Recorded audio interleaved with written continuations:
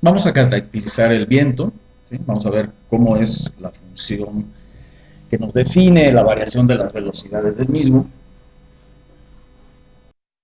Y bueno, para ello debemos de entender y empezar a analizar lo que es la capa límite atmosférica. El viento en general, tenemos el viento que está a grandes alturas, que no está afectado por la rugosidad de la superficie terrestre. Sin embargo, el viento que nos interesa como ingenieros es precisamente el que está más cerca de la superficie, que es donde tenemos nuestras estructuras civiles.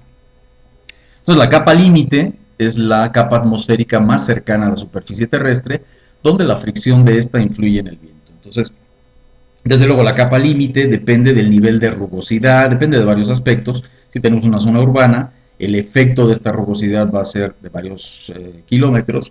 Si tenemos una zona, un llano muy plano y muy extenso, pues el efecto de esta rugosidad se va a ir a unos cuantos cientos de metros.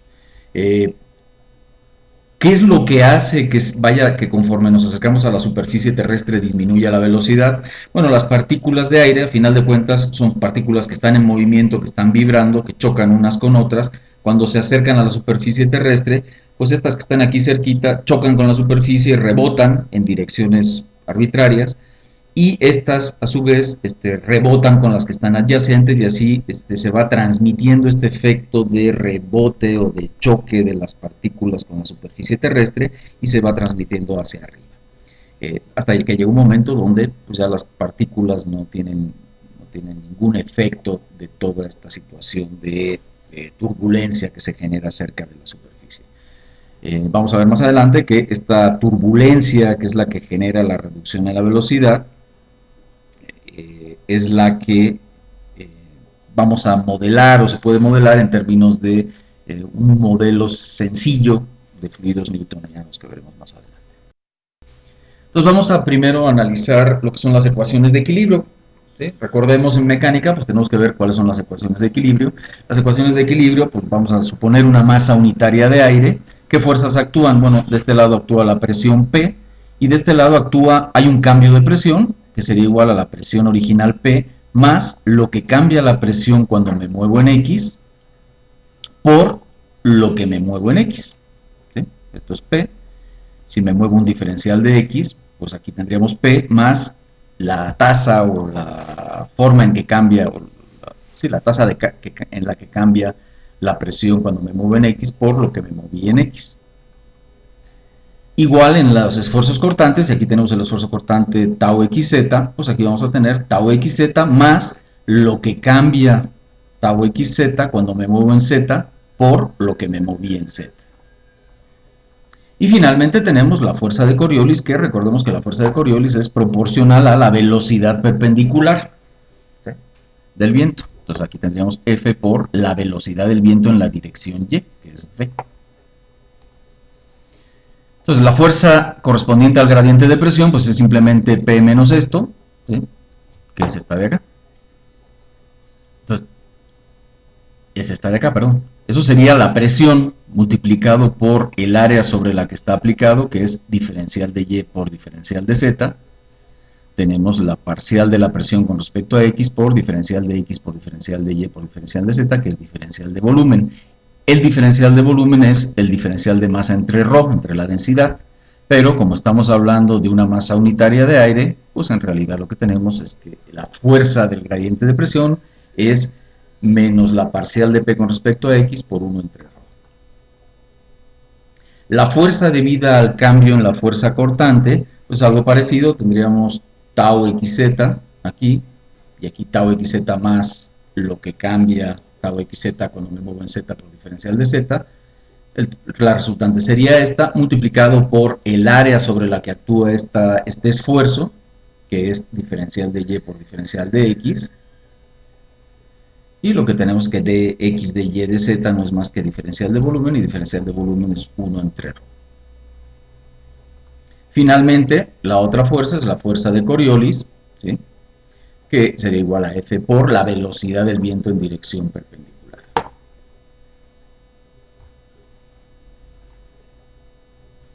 Por la segunda ley de Newton, sabemos que la fuerza es igual a la masa por la aceleración, ¿sí? La aceleración sería la derivada de la velocidad del viento con respecto a t. Vamos a pasar la masa de este lado, y así tenemos la fuerza por unidad de masa. Recordemos que estamos hablando de una masa unitaria de aire. Entonces, la fuerza por unidad de masa no es más que la derivada de la velocidad del viento con respecto a t. Podemos dividir esto, separarlo en 1 dt por el cambio de u. Esto sería el cambio de u con respecto a t, pero podemos decir, bueno, el cambio de u cuando cambia t, lo separamos, y el cambio total de u lo podemos poner en función de variables espaciales. O sea, lo que cambia en total u es lo que cambia u cuando me muevo en x por lo que me muevo en x, más lo que cambia u cuando me muevo en y por lo que me muevo en y, más lo que cambia u cuando me muevo en z por lo que me muevo en z. Pasando dt adentro, lo que tenemos es esta expresión de acá, y dx entre dt no es más que u, dy entre dt no es más que v, y dz entre dt no es más que w. Serían las componentes u, v y w de la velocidad. Es decir, u mayúscula es la velocidad del viento en la dirección x, v mayúscula es la dirección del viento en la dirección y w mayúscula es la dirección del viento en la dirección z. Por lo tanto, la fuerza total, que habíamos visto que es menos, que es esta expresión más esta expresión más esta expresión, es la fuerza total en la dirección x, debe de ser igual a esto que acabamos de obtener, que es esta expresión de acá. Y esta sería la ecuación de equilibrio en la dirección x de nuestro fluido. En la dirección y tenemos un concepto totalmente análogo, nada más que, bueno, aquí en lugar de ser las parciales de u, son las parciales de v, que es la velocidad en la dirección y. Aquí en lugar de ser la parcial de p con respecto a x, es la parcial de p con respecto a y. Aquí en lugar de ser tau xz es tau zx es tau zy. Y aquí en lugar de ser F por V es F por U. Recordemos que la fuerza de Coriolis va en dirección opuesta a, en dirección perpendicular al flujo que estamos considerando. Y hay un cambio de signo por, bueno, es fácilmente demostrable en términos de en el hemisferio boreal para dónde tiene que ir la fuerza. Recordemos que la fuerza de Coriolis siempre va hacia tiende a mover a nuestro fluido en una cierta dirección. En la dirección z, ¿qué tenemos? Bueno, en la dirección z lo que tenemos es que se supone que no cambia la velocidad del viento, entonces las fuerzas que vamos a tener es la fuerza G, y aquí una fuerza de presión P, y aquí una fuerza de presión P, más el cambio de P con respecto a z por lo que se mueve en z. ¿Sí? Y esto, pues, haciendo la suma de fuerzas, nos tiene que dar igual a 0. ¿Sí? Porque suponemos que no hay cambio de velocidad, por lo tanto no hay aceleración.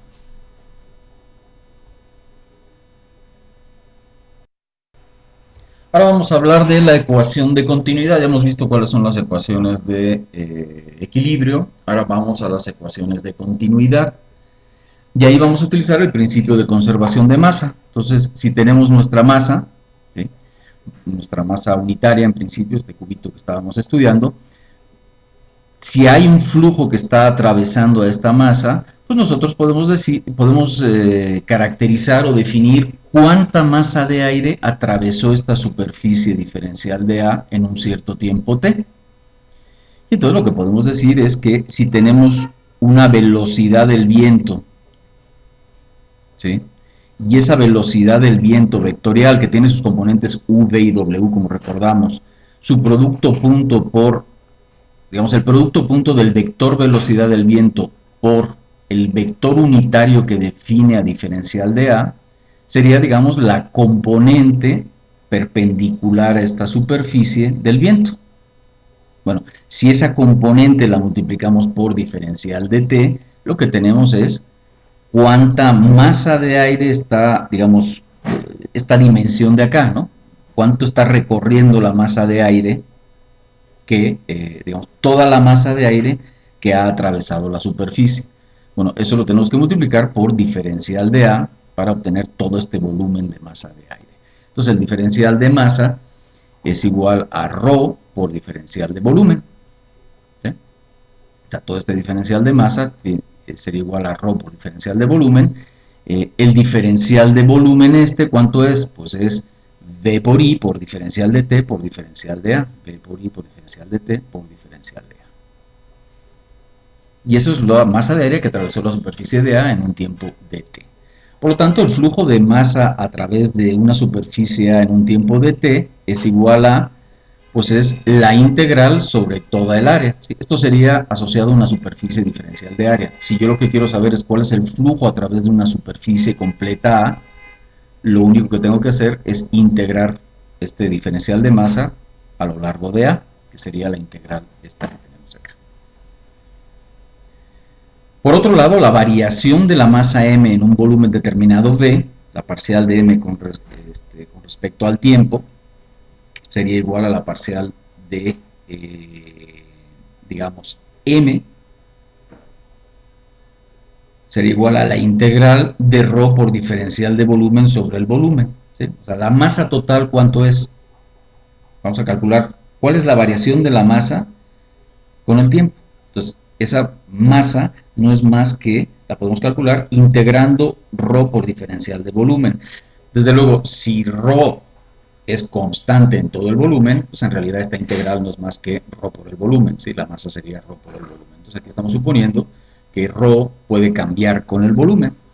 Entonces, como diferencial de volumen no varía con el tiempo, estamos considerando un volumen constante, pues podemos pasar la parcial de t adentro y tendríamos esta expresión de aquí. ¿Sí? Entonces tendríamos el cambio de la densidad con respecto al tiempo por diferencial de volumen. Como la pérdida de masa durante un intervalo de tiempo debe de ser igual al flujo neto, es decir, lo que cambia la masa en el volumen debe de ser igual al flujo de masa total, pues lo que tenemos es que esta expresión de aquí que tenemos, ¿sí? La parcial de m con respecto a t por diferencial de t debe de ser igual a fm. ¿Sí? Entonces lo que cambia m cuando me muevo en t, cuando cambia t, multiplicado por lo que cambió t, debe de ser igual a el flujo total que tenemos a través de la superficie. A través de la superficie que envuelve a dicho volumen. Sustituyendo, pues tenemos esta expresión de acá, ¿no? Esto de aquí es esto de acá, matemos, y Fm es igual a esto de acá. Entonces ya tenemos la ecuación fundamental de la conservación de masa, ¿sí? O sea, todo lo que entra o sale es igual al cambio de masa que existe en el volumen de. Bueno, entonces esta es la ecuación que tenemos, reacomodando términos, ¿sí? Tenemos una integral de área más una integral de volumen igual a 0. Esto realmente es como que sumar peras con manzanas, entonces vamos a tratar de sumar peras con peras. Primero reacomodamos un poquito estos términos por conveniencia y vamos a hacer uso del teorema de la divergencia o teorema de Gauss, que lo que nos dice es que la integral sobre la superficie que engloba un cierto volumen de un vector R por el vector unitario perpendicular a dicha superficie por diferencial de S, esta integral es igual a la integral de la divergencia de R sobre el volumen. ¿Sí? La divergencia es la suma de las parciales con respecto a X, Y y Z, en este caso de las componentes, ¿no? Componente a componente. Entonces, lo que vemos aquí es, bueno, si vamos a fijarnos en esta integral de área, sería como esta integral de superficie, diferencial de área es el diferencial de superficie y pasa a ser diferencial de volumen. Después tenemos esta n, sería el vector unitario en dirección perpendicular a la superficie, que es nuestra i, y r es el vector que va a pasar aquí, sobre el cual va a aplicarse la divergencia. Entonces, este vector pasa aquí y sobre este se aplica la divergencia. Y ya tenemos integral sobre volumen. Entonces, dos integrales sobre volumen, esto más esto, sumamos, dentro de la misma integral eliminamos el diferencial de b y pasamos la densidad al denominador y lo que tenemos es esta cosa de acá. ¿Sí? Recordemos, la divergencia de un vector es la parcial con respecto a x de su componente en x más la parcial con respecto a y de su componente en y más la parcial con respecto a z de su componente en z. En este caso, las componentes x, y z de la velocidad del viento son u, v y w. Esto sería la ecuación de continuidad cuando la densidad del aire no cambia con el tiempo, cuando el flujo es incompresible, es decir, cuando ρ no cambia con el tiempo, nos queda, que es el caso del viento, nos quedaría esta, la ecuación de continuidad, que en realidad es esto igual a 0. Entonces ya tenemos las ecuaciones de equilibrio y ya tenemos la ecuación de continuidad. Entonces las ecuaciones que gobiernan el movimiento promedio del aire resultan ser las tres ecuaciones de equilibrio en las tres direcciones, la ecuación de continuidad para flujo incompresible y nos faltarían las relaciones de compatibilidad. Perdón, las relaciones constitutivas. ¿Sí? La de continuidad es la de compatibilidad. Nos faltan las relaciones constitutivas y ahora vamos en un sólido, pues lo que sabemos de las relaciones constitutivas es cuál es la relación entre esfuerzo y formación. Ahora vamos a ver cuáles son las relaciones constitutivas o la relación constitutiva del aire. Antes de pasar a eso, un par de observaciones. Si nosotros la ecuación de equilibrio en z la derivamos con respecto a x, ¿sí? O sea, esta la derivamos con respecto a x, obtenemos esta expresión. Y esta expresión es interesante porque cuando el gradiente horizontal de densidades es nulo, es decir, si horizontalmente no cambian las densidades, ¿sí? Perdón, de aquí, ¿sí? Si esto es nulo, quiere decir que este término es cero. Y si este término es cero, quiere decir que las presiones no cambian en la dirección x. Entonces, cuando el gradiente horizontal de densidades es nulo, el gradiente horizontal de presiones es constante con la altura, ¿sí? Esto sería cero, por lo tanto, esto es constante con la altura. Entonces, cuando no tenemos cambio de densidad horizontalmente, el gradiente de presiones podemos considerarlo como constante en la altura. ¿Sí? Por lo tanto, este gradiente se puede obtener a partir de la velocidad gradiente. Recordemos esta expresión de acá, ¿sí? Para ambos hemisferios, alrededor de centros de baja presión, la fuerza centrífuga, la fuerza de Coriolis y la fuerza del gradiente de presión. Entonces podemos obtener que el gradiente de presión es igual a esto. Cuando tenemos viento geostrófico no aparece la fuerza centrífuga, recordemos, esta fuerza centrífuga no aparece, y por lo tanto esta expresión se sintetiza en estas dos, donde el gradiente de presión en X es igual a la densidad del aire por la fuerza de Coriolis por la velocidad del gradiente en la dirección Y, y lo mismo para la dirección perpendicular. Pues esto es una observación interesante que lo que nos dice es que básicamente la distribución, las isobaras son válidas independientemente de la altura. ¿Sí? Entonces si yo considero las isobaras a grandes alturas, esas isobaras pues deben de ser las mismas a alturas menores, ¿no? Son constantes con la altura, cuando la densidad del aire no cambia sustancialmente cuando nos movemos horizontalmente, que es el caso. Ahora vamos a hablar de las relaciones constitutivas, que es la última relación de las tres grandes temas de la mecánica que nos faltan, ¿no? Tenemos equilibrio, tenemos compatibilidad o continuidad, y hablemos de las relaciones constitutivas, que es lo que relaciona de alguna manera esfuerzos con deformaciones. Vamos a partir de un concepto que es la ley de Pascal, ¿no? Que lo que nos dice es que la presión ejercida por un fluido incompresible y en equilibrio dentro de un recipiente de paredes indeformables se transmite con igual intensidad en todas direcciones y en todos los puntos del fluido. Este concepto nos sirve para el desarrollo de máquinas que nos facilitan ciertas labores, por ejemplo, una prensa hidráulica, frenos hidráulicos, etcétera, donde aquí esta fuerza, sabiendo que esta presión es igual a esta, pues con una fuerza F1, ¿sí? Podemos contrarrestar esta fuerza F2. ¿Sí? Entonces, si A2 es mucho más grande que A1, ¿sí? Entonces podemos, digamos, aplicando una fuerza relativamente pequeña, podemos subir una carga o un peso muy grande F2, ¿no? Utilizando este concepto que es la ley de Pascal. Entonces, para un fluido que no se mueve, nosotros lo que podemos decir es que los esfuerzos ¿sí? O el tensor de esfuerzos viene dado por esta expresión. En general nosotros lo utilizamos de esta manera, ¿no? Como lo hemos visto en mecánica avanzada, ¿no? Que sería el tensor de esfuerzos, donde tenemos es un esfuerzo hidrostático, ¿no? Entonces la presión hidrostática, ¿sí? Un signo menos, entendiendo que es de compresión, y no tenemos esfuerzos cortantes, o presiones cortantes. En muchos textos, sobre todo en fluidos, se utiliza esta nomenclatura donde delta y J es la delta de Kronecker, que es 1 si I es igual a J y es 0 si I es diferente de J, ¿no? Esto es exactamente lo mismo que esto, pero en otra notación.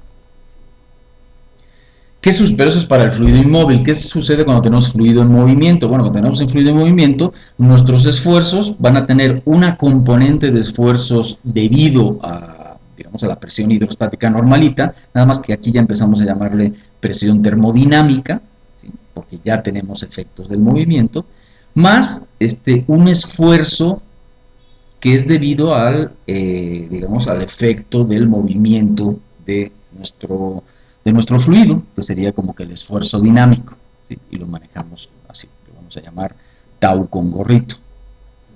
Bueno, un fluido newtoniano es aquel en el cual yo puedo decir que este esfuerzo dinámico es una función lineal del cambio o de la velocidad en la que cambia la deformación unitaria, ¿sí?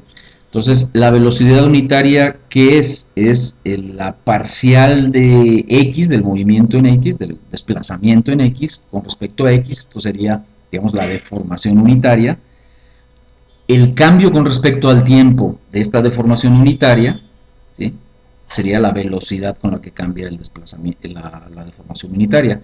Y aquí podemos, de alguna manera, intercambiar delta X y delta T, de manera que tenemos aquí delta X con respecto a T, que es la velocidad U, y aquí nos queda delta, la parcial con respecto a X. Y entonces aquí lo que tenemos es, básicamente, que esto es igual a la parcial de U con respecto a X, que sería el gradiente de velocidades. ¿De acuerdo? Entonces, lo que estamos definiendo es que el fluido newtoniano es una función lineal de la velocidad de cambio de la deformación unitaria, y esto es equivalente a decir que es una función lineal del gradiente de velocidades. Por lo tanto, lo que tenemos es que los esfuerzos dinámicos, si son linealmente proporcionales, deben de tener un conjunto de parámetros, ¿sí? Un conjunto de constantes, de coeficientes empíricos, ¿sí? Que dependen, pues, que relacionan las diferentes variables, ¿no? La velocidad en las diferentes direcciones y el valor de X también en diferentes direcciones. Entonces, tanto I como J, como K, como M, son valores que tienen tres posibles direcciones, la X, Y y la Z, ¿no? Entonces, todas las combinaciones de I, J, con K y con M nos darían todas las constantes o coeficientes posibles de esta relación entre esfuerzo dinámico y gradiente de velocidad.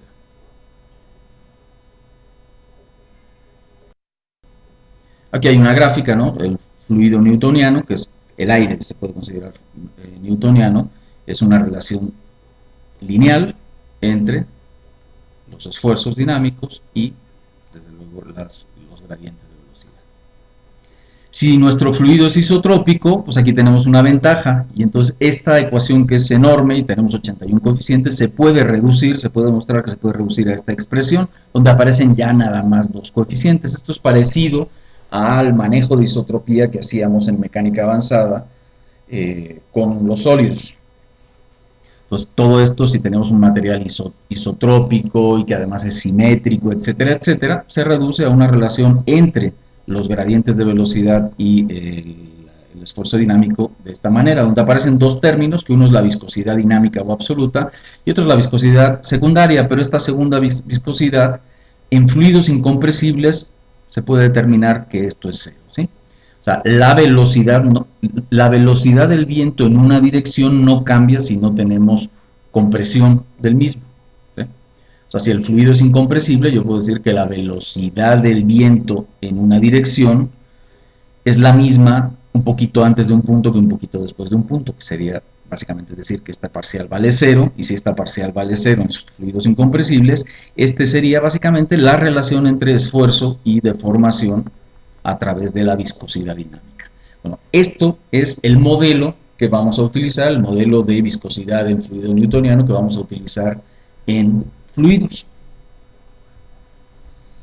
Un fluido newtoniano entonces es el modelo más simple para caracterizar la viscosidad o la relación constitutiva de un fluido, y el aire puede considerarse newtoniano en términos generales. Es un flujo en el que el esfuerzo constante, otra manera de explicarlo es que es un flujo en el que el esfuerzo cortante es proporcional al gradiente de velocidad medido en dirección. Si nosotros tenemos un fluido newtoniano unidireccional, pues tendríamos esta expresión.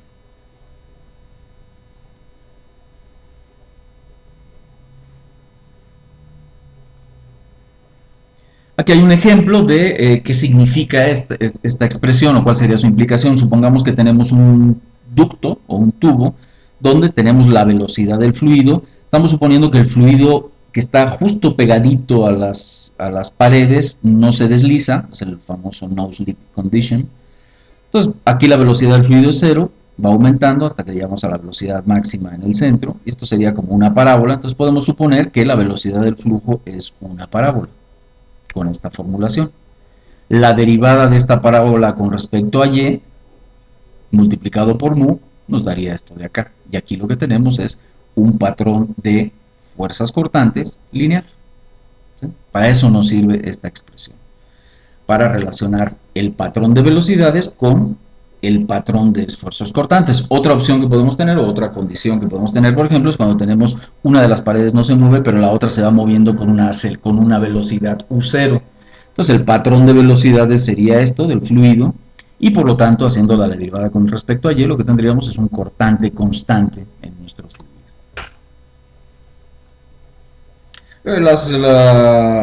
La viscosidad dinámica para el aire, por ejemplo, es de 1.82 por 10 a la menos 5 pascales por segundo, y la viscosidad cinemática, que no es más que la dinámica normalizada a la densidad, sería 1.52 por 10 a la menos 5 metros cuadrados por segundo.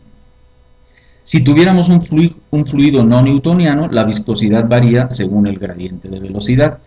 Vamos a ver, es decir, lo que vamos a tener es una viscosidad que, si la presión se aplica poco a poco, tenemos una viscosidad a lo mejor menor, pero si la presión se genera con mucha rapidez, la viscosidad cambia de manera que hasta puede parecer un sólido. Vamos a ver un video donde se ilustra este concepto en forma amena. El día de hoy aprenderemos qué es un fluido no newtoniano. Este sencillo y divertido experimento podrás realizarlo con materiales que puedes obtener fácilmente en tu cocina. Solo recuerda limpiar cuando termines. Para realizar el experimento necesitaremos los siguientes materiales: una caja de maicena, 1,5 tazas de agua, un contenedor para mezclar, un tazón y un martillo. El procedimiento es el siguiente. Primero, colocamos una taza de agua en el contenedor e incorporamos la maicena. Podrías mezclar directamente en el tazón si así lo deseas. Ahora, tratando de no ensuciar demasiado y utilizando nuestra mano, comenzamos a mezclar. Debemos tener mucha paciencia, ya que la mezcla se vuelve muy dura. Conforme vayamos mezclando, podemos ir agregando más agua hasta llegar a la consistencia deseada. La mezcla deberá tener una consistencia pastosa semilíquida, como podremos apreciar en el video. Para comprobar la consistencia de la mezcla, debes agarrar un poco y dejarla escurrir. No debes usar más de la 1,5 tazas de agua, ya que si la mezcla es muy líquida, no servirá para el experimento. Finalmente, pasamos la mezcla al tazón y estamos listos para experimentar con nuestro fluido no newtoniano. Como podemos apreciar, se comporta como un líquido común. Sin embargo, al aplicar fuerza, observa lo que pasa. Tal pareciera que se convierte en un sólido por un segundo. Este fenómeno se debe a que los fluidos no newtonianos tienen la capacidad de cambiar su viscosidad dependiendo de la fuerza aplicada sobre ellos. Intenta golpear el fluido con tu puño para apreciar la sensación de cambio. ¿Qué crees que pasaría si golpeas más despacio? Diviértete con tus amigos y comparte tus resultados en nuestro canal de YouTube. Y no olvides revisar nuestros otros videos en dinkids.com. ¡Hasta la próxima!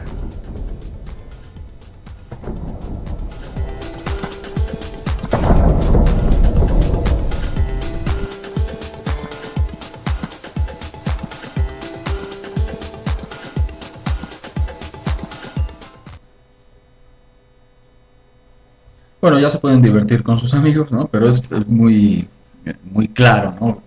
¿Qué es lo que nos referimos? ¿Cuáles son las propiedades de los fluidos newtonianos y no newtonianos? Es obvio que si ese recipiente estuviera lleno de agua, pues aunque aplicáramos la fuerza despacito o rápido, se hundiría el puño en el agua, ¿no?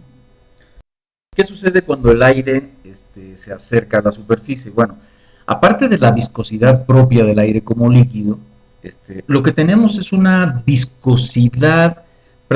una turbulencia que tiene un efecto parecido al de la viscosidad, lo que habíamos comentado de que las partículas chocan con la superficie y empiezan a tener un intercambio de energía que hacen que disminuya la velocidad. Entonces esta turbulencia genera un efecto parecido al de la viscosidad y por eso le llamamos viscosidad de la turbulencia. ¿Sí? Entonces está la viscosidad propia del líquido, del aire, y está la viscosidad debida a la turbulencia, una viscosidad equivalente que genera la turbulencia, que esta es la más importante desde luego en el aire, es hasta intuitivo, ¿no? Entonces lo que solemos utilizar es el mismo enfoque de turbulencia, de viscosidad en fluidos newtonianos, donde la fuerza cortante en el aire la modelamos como linealmente proporcional a el gradiente de velocidad, tanto en la dirección X como en la dirección Y. Y desde luego nuestro coeficiente de viscosidad sería en este caso ρ por esta K de X, Y y Z, que es la viscosidad turbulenta. ¿Sí? Este es un factor que va a depender desde luego de X, de Y y de Z, de donde estemos. Pero no depende desde luego de la fuerza, digamos, de la presión o de la rapidez con que se aplica la presión, como habíamos visto en los fluidos no newtonianos en el video anterior. Entonces, de nuevo, lo que tenemos es un enfoque newtoniano de esfuerzo es proporcional a el gradiente de velocidad. Un concepto que vamos a utilizar ahora es el de longitud de mezcla, que es un concepto complicado y que tiene diferentes enfoques. Uno de los enfoques es como que el recorrido libre medio de una partícula en los torbellinos turbulentos sin que choque con otra partícula. ¿Sí? Eso sería como que una definición, una descripción, es decir, yo soy en un torbellino, en una turbulencia, yo soy una partícula de aire y me voy moviendo y, bueno, ¿qué longitud me voy a mover antes de que me tope yo con otra partícula? ¿De acuerdo? Eso sería una medida de alguna manera de la turbulencia. Si el sistema es muy turbulento, la longitud de mezcla va a ser muy pequeña. Si y entonces este sería nuestro, ¿cómo se llama? Nuestro parámetro. Entonces, cuando tenemos una superficie lisa, ¿sí? La longitud de la mezcla, o sea, este factor, este concepto es aproximadamente proporcional a la distancia de la partícula a dicha superficie. ¿Sí? Por ejemplo, que sería igual a la constante de von Karman por la altura. Por ejemplo, supongamos que tenemos esta superficie. Si yo estoy muy lejano a la superficie, tendríamos una longitud de mezcla muy grande. ¿Eso qué quiere decir? Que una partícula que esté por acá, pues va a transcurrir mucho tiempo hasta que se tope con otra partícula que le golpee. ¿Sí? La longitud de la mezcla, es decir, la longitud que puede recorrer la partícula sin toparse con otra, es muy grande. Cuando estamos muy cerca de la superficie, ¿qué sucede? Que yo tengo una partícula por acá que va recorriendo, ¿sí?, una distancia y enseguida se va a topar con alguna partícula que viene rebotando de aquí abajo, ¿no? Entonces la longitud de la mezcla sería más pequeña. Ese es uno de los conceptos o de las maneras de ver la longitud de la mezcla. Desde luego, cuando tenemos una superficie muy rugosa hay ciertos ajustes que se hacen, ¿sí? donde pues, no podemos hablar de que esta z de aquí abajo sea el origen, ¿sí?, de esta ecuación, sino que se toma una referencia un poco más elevada, que sería como un promedio de las rugosidades que tenemos. En fin, este concepto lo podemos ver de otra manera. Puede representar o representa a sí mismo, o lo podemos representar como la longitud vertical que deben de recorrer las partículas de aire para que la diferencia entre el valor original de la velocidad y el valor existente en la nueva posición sea igual a la fluctuación que experimenta dicha velocidad en la nueva posición debida a la turbulencia. ¿Sí? Pues suena medio enredado, pero ahorita lo vamos a ver un poquito más claro, ¿no? Supongamos que tenemos, esta es nuestra patrón de velocidades promedio, y estos serían las velocidades del viento reales, ¿sí?, incluyendo la turbulencia. Entonces aquí lo que tenemos es un patrón de velocidades promedio a la cual se le suma una fluctuación producto de la turbulencia.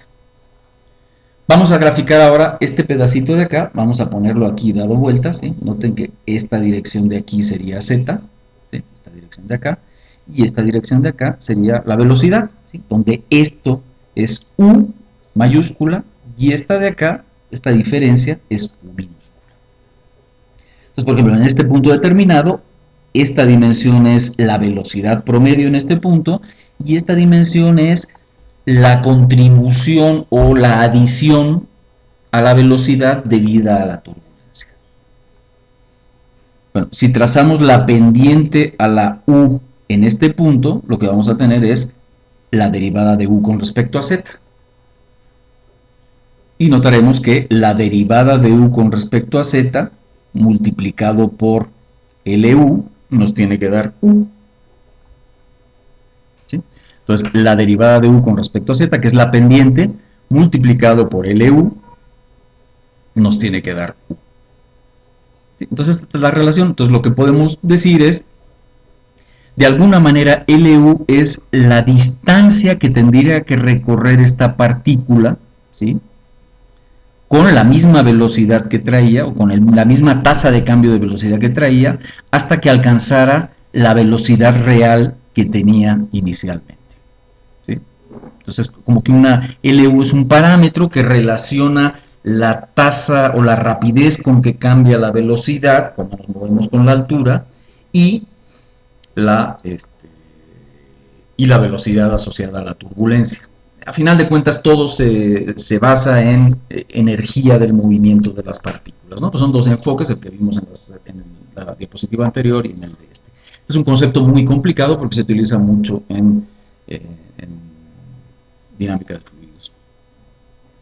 Entonces, Planck lo que dice es, bueno, la componente de la turbulencia en la dirección vertical debe de ser proporcional a la componente horizontal, es decir, aquí tenemos partículas que se están moviendo por turbulencia horizontal, vertical. Entonces lo que dice es, bueno, si yo puedo caracterizar la turbulencia horizontal, voy a suponer que el movimiento vertical de esta turbulencia, recordemos, la velocidad promedio no tiene componente en z, ¿sí? La velocidad promedio no existe, W de z es básicamente cero. Sin embargo, la turbulencia se da en todas direcciones, ¿sí? Entonces, lo que vamos a suponer es que la W minúscula, es decir, la componente en Z de la turbulencia, es proporcional a la componente en X de la velocidad de la turbulencia. Como la velocidad de la turbulencia es LU por DU entre DZ, ¿sí? El subíndice U se refiere a que es la longitud de la mezcla asociado a la velocidad U, ¿sí?, a la dirección X. Entonces esta sería la expresión. Y finalmente, bueno, un concepto. ¿Para qué necesitamos la longitud de mezcla? Bueno, el esfuerzo de Reynolds es el esfuerzo cortante que se genera debido a las fluctuaciones aleatorias de la turbulencia y viene dado por esto. ¿De acuerdo? Recordemos, tenemos que vamos a usar un modelo de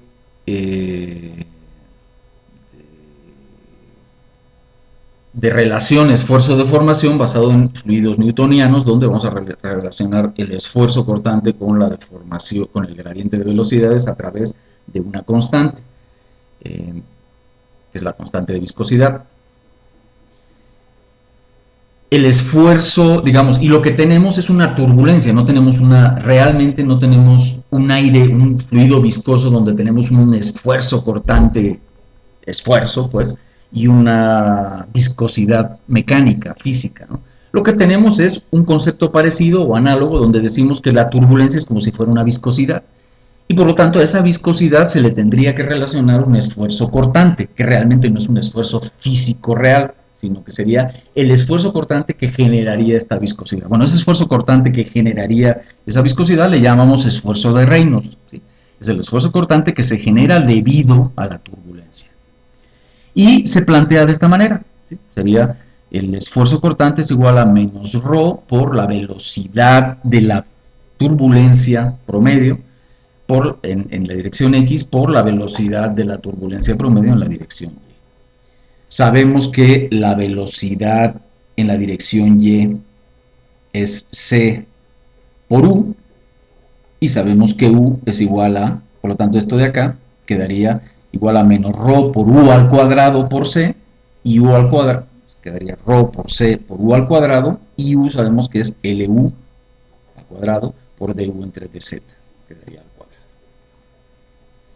Si nosotros despejamos DU nos daría esta expresión, nos da esta expresión, ¿sí? Y si integramos, ¿sí? Tenemos esta expresión de acá, ¿sí? La integral de esto es el logaritmo de z menos el logaritmo de z0 por una constante. Y o, que tenemos que la variación de la velocidad en z debe de ser una función logarítmica. Y de ahí vienen todas las expresiones reglamentarias donde planteamos que la variación de la velocidad con la altura es una variación logarítmica. Desde luego, hay otras formulaciones, donde estamos hablando de formulaciones exponenciales, etcétera, pero la formulación más correcta en términos teóricos o en términos de lo que nosotros planteamos como una formulación basada en que el aire es un fluido, se puede suponer que es un fluido newtoniano, donde la turbulencia la hacemos equivalente a una cierta viscosidad y los esfuerzos que realmente no existen los hacemos, digamos, análogos a un esfuerzo relativamente ficticio que le llamamos esfuerzo de Reynolds. Bueno, ese concepto, ese enfoque teórico derivan en una variación logarítmica con la altura, que es la que utilizan los reglamentos. Ya empezamos a ver de dónde salen las expresiones reglamentarias. En la próxima clase, en la próxima sesión, vamos a meternos un poco más de lleno en lo que son las diferentes ecuaciones de la dinámica de fluidos que vamos a seguir utilizando. Pero con esto ya tenemos caracterizado lo que vimos al principio, ¿no? De cómo podemos representar nuestro viento, pues lo podemos representar con una variación logarítmica